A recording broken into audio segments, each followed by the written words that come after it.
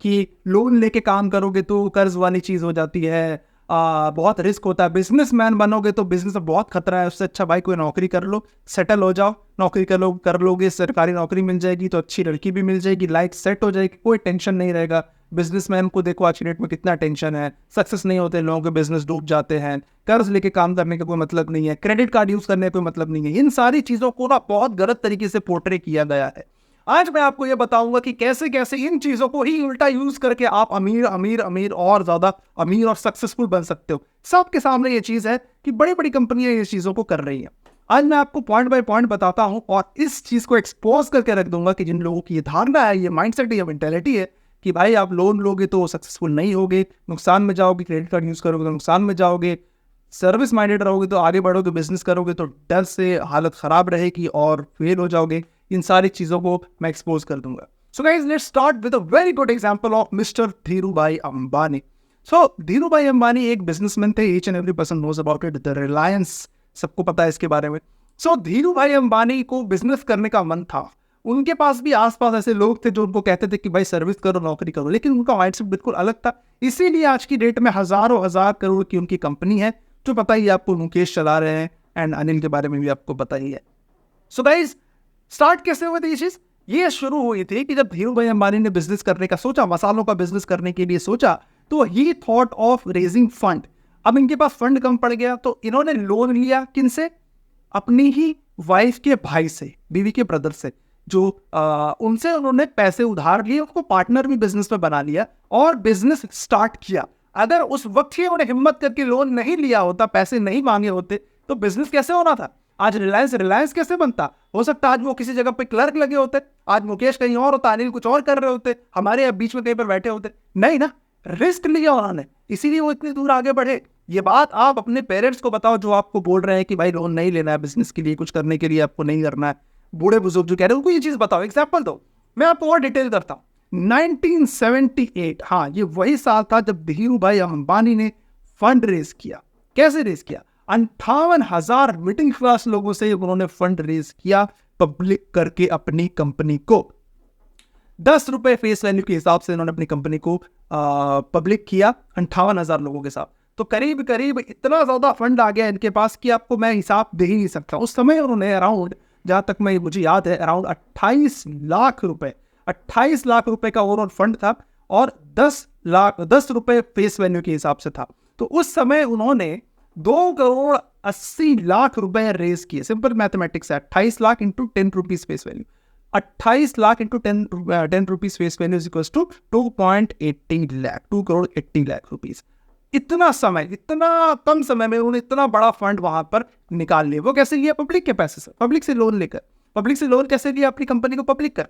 Very simple mathematics है, थोड़ा सा पढ़ोगे ना इस चीज के बारे में और समझ जाओगे। आज अराउंड कंपनी का वैल्यू कहां से कहां पहुंच गया। उस समय जब वो थे हयात में, तो उन्होंने 75,000 करोड़ की कंपनी कर ली थी उस वक्त ही।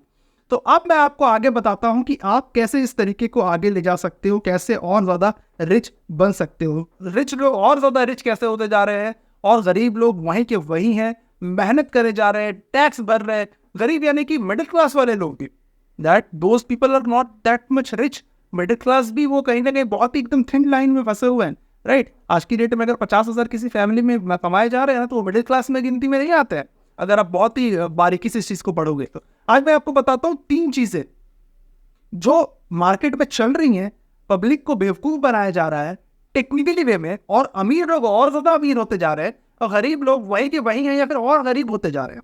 वो 3 चीजें ऐसी कौन सी हैं जो धीरूभाई अंबानी ने क्रैक कर ली थी, हर्षद मेहता ने क्रैक कर ली थी, राइट। उनकी एक बहुत अच्छी लाइन भी थी कि रिस्क है तो इश्क है, राइट। तो वो चीज मैं आपको आज बताने जाऊंगा। 3 ऐसी चीजें। नंबर वन चीज टैक्सेस। यस, 1 नंबर चीज टैक्सेस। अब टैक्स में कैसे बेनिफिट होते हैं लोगों को? अमीर लोग और ज्यादा अमीर कैसे बन जाते हैं? जो मिडिल क्लास लोग होते हैं ना, वो लोग क्या करते हैं? टैक्स भरते रह जाते हैं, कमाते हैं इधर, टैक्स भरते रह जाते हैं। अमेरिका का एक बहुत ही फेमस इक्वेशन है कि 21% उनकी जो इनकम है ना, वो टैक्स में जाता है। 21%। अगर आप 10,000 कमा रहे हो तो 2,100 रुपए टैक्स में भरने पड़ते हैं। बहुत बड़ा परसेंटेज है। वैसे हमारे इंडिया में हमारा परसेंटेज सेट है। अब जो बहुत बड़े बिजनेसमैन या फिर छोटे बिजनेसमैन या फिर जो भी व्यापारी सेक्टर है ना, वो लोग कैसे कमा रहे हैं पैसे, कैसे कमाई होती है टैक्सेस से। हमारे लिए टैक्स एक लाइबिलिटी है, उनके लिए टैक्स एक इनकम है। वो कैसे? वो क्या करते हैं ना, जिनका बिजनेस है, समझ लो कि उनको आईफोन खरीदना है, तो हमारे लिए तो ये खर्च है, एक नॉर्मल इंसान के लिए एक खर्च है। But being a businessman what I do is, अगर मुझे एक आईफोन चाहिए ना तो मैं अपनी कंपनी के नाम पे आईफोन निकाल लेता हूँ। अगर मुझे कार चाहिए ना तो मैं अपनी कार निकाल लेता हूँ अपनी कंपनी के नाम पे, ना कि अपनी इंडिविजुअल एंटिटी के नाम पे। तो अब क्या हुआ, मैं अपने बिजनेस में दिखा सकता हूँ, मैं अपने बिजनेस में यूज करने के लिए ये गाड़ी खरीदी या ये कार खरीदा। अब मैं जब इनकम टैक्स फाइल करूंगा तो वहां दिखा सकता हूं कि मैंने अपने बिजनेस में ये पैसा लगाया है, वहां पर मुझे टैक्स में कंसेशन मिल जाएगा, छूट मिल जाएगी। लेकिन नॉर्मल इंसान क्या करेगा, अगर उसने अपने नाम पे खरीदा तो उस पर भी उसको टैक्स देना पड़ेगा। तो ये गेम प्लान है, ऐसे चीजें बदल रही है। अमीर आदमी कैसे अमीर बन रहा है? टैक्स बचा के, सामान भी खरीद लिया, टैक्स भी बचा लिया, दोनों तरफ से प्रॉफिट है, और मैं यूज भी कर रहा हूं, वो तो है ही। अब आते हैं नंबर सेकंड चीज पर, दैट इज डेट। डेट यानी कि कर्ज लेके, लोन बैंक से लेके हम लोग जो है ना कुछ भी काम करते हैं तो हमें लगता है कि भाई इसका टैक्स हमें इंटरेस्ट भरना पड़ेगा महीने में। तो समझ लो, एक एग्जांपल देता हूँ, नॉर्मल मिडिल क्लास फैमिली या फिर कोई भी लोग क्या करते हैं ना, बैंक में पैसे जमा कर देते हैं, 1 लाख 2 लाख 10 लाख 10,000 5,000 500 जमा कर दिया, और बैठे हैं इंतजार में कि भाई मुझे 5% 6% का रिटर्न मिलेगा एनुअली साल में, उसी पर खुश है। लेकिन बिजनेसमैन क्या करता है पता है? वो लोन उठा लेता है उसी बैंक से, 12,000 से 13,000 करोड़ का लोन लिया। किसने? मुकेश अंबानी ने। किस लिए? जियो के लिए। अब बताओ, 12-13,000 क्या मुकेश अंबानी के पास नहीं थे?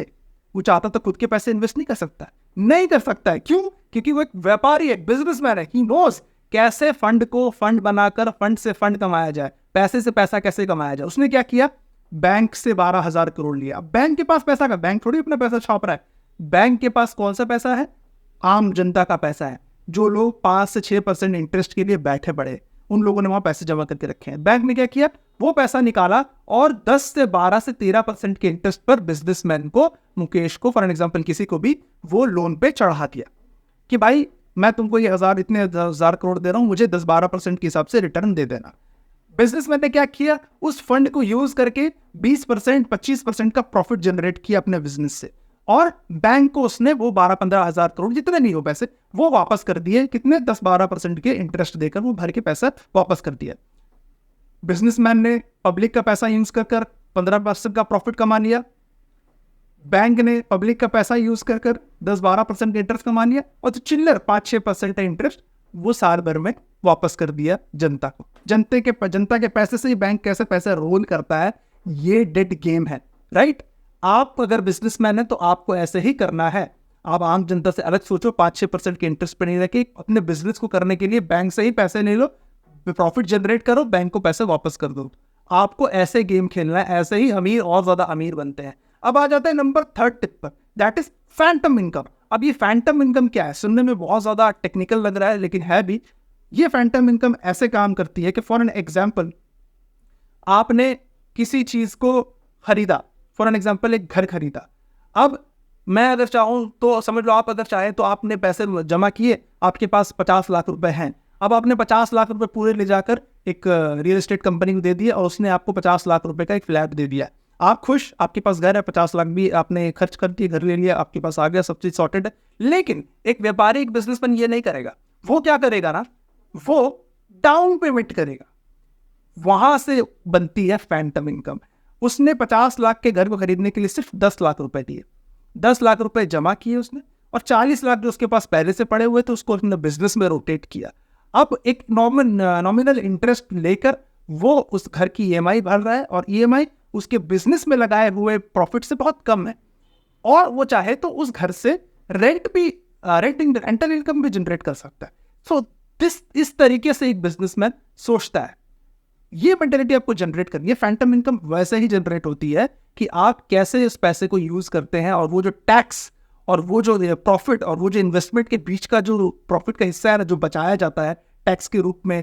देखो, टैक्स भी इस पे उसको कम पड़ा, क्योंकि आप अगर एक लोन लेकर एक घर खरीद रहे हैं तो आपको टैक्स की छूट मिलती है, बहुत सारी योजनाएं हैं, उन योजनाओं का फायदा मिलता है, और आप दिखा सकते हो अपने आईटीआर में कि मैंने ये घर खरीदा है तो मेरा इतना इंटरेस्ट है, और योजनाओं के थ्रू वो सारी चीजों को आप जो है कंसेशन वहां से ले सकते हैं। ये जो कंसेशन मिला ना इस मुट्ठी में, ये है मेरा फैंटम इनकम।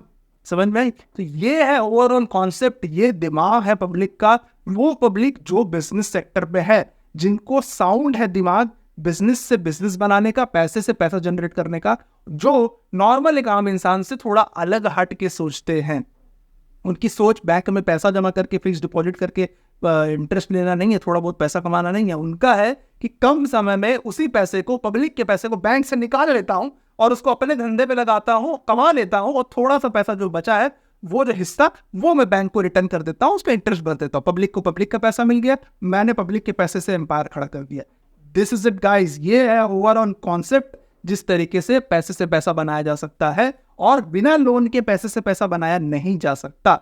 जमा करके अगर खर्च करोगे ना, तो हिसाब देना पड़ेगा, टैक्स अलग देना पड़ेगा। वही लोन लेकर काम करोगे ना, पैसा भी बचा लोगे, जनरेट भी कर लोगे इनकम, और टैक्स भी बचा लोगे, और योजनाओं का फायदा भी उठा लोगे। So this is it guys, this is the way how a brain of a businessman works. Thank you so much, guys.